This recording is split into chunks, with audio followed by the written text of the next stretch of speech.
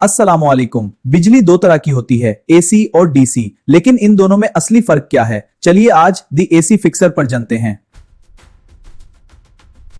AC यानी alternating current. इसमें electrons एक ही जगह खड़े होकर बार बार अपनी सिमत बदलते हैं। जबकि डीसी यानी डायरेक्ट करंट में बिजली का बहाव एक ही सिमत में सीधा चलता है, बिल्कुल एक बहते हुए दरिया की तरह। जबकि डीसी यानी डायरेक्ट करंट में बिजली का बहाव एक ही सिमत में सीधा चलता है, बिल्कुल एक बहते हुए दरिया की तरह। एसी करंट एक लहर की शक्ल में चलता है, जो कभी ऊपर जाती है और कभी नीचे। इसे हम फ्रीक्वेंसी या हर्ट्ज कहते हैं। डीसी करंट की लाइन बिल्कुल सीधी होती है। इसमें कोई फ्रीक्वेंसी नहीं होती, इसलिए यह बिल्कुल स्टेबल होता है। एसी का सबसे बड़ा फायदा यह है कि इसे बहुत दूर तक भेजा जा सकता है बिना किसी बड़े नुकसान के, इसलिए आपके घरों में एसी बिजली आती है। लेकिन हमारी डिजिटल डिवाइसेस जैसे मोबाइल और लैपटॉप्स सिर्फ डीसी बिजली पर चलती हैं, क्योंकि इन्हें स्टोर करने के लिए डीसी चाहिए होती है। तो फिर यह काम कैसे होता है? आपका चार्जर एसी बिजली को डीसी में कन्वर्ट करता है ताकि आपकी बैटरी चार्ज हो सके।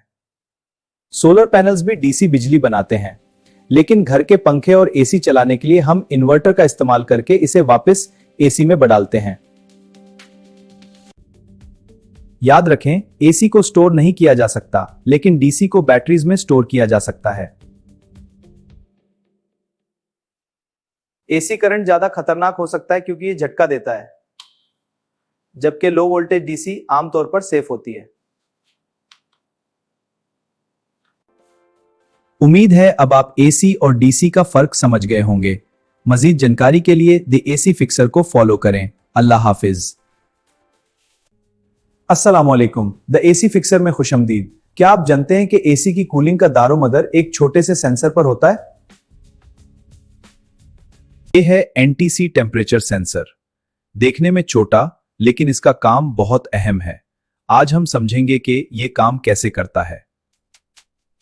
एनटीसी का मतलब है नेगेटिव टेम्परेचर कोफिशिएंट, यानी जब टेम्परेचर बढ़ता है तो इसकी रेजिस्टेंस रुकावट कम हो जाती है।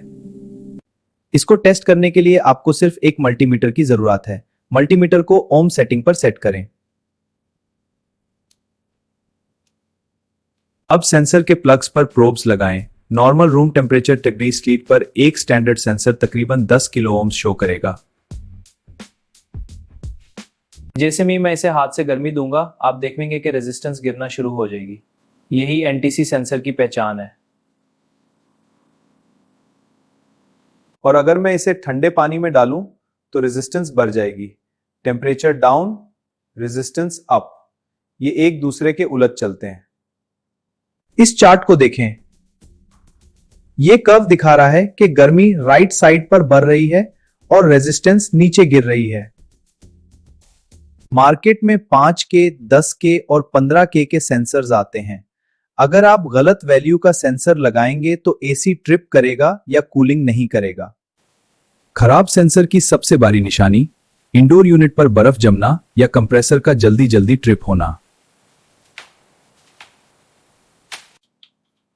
हमेशा पुराने सेंसर की रेजिस्टेंस चेक करें और उसी वैल्यू का नया सेंसर लगाएं ताकि आपका एसी परफेक्ट चले।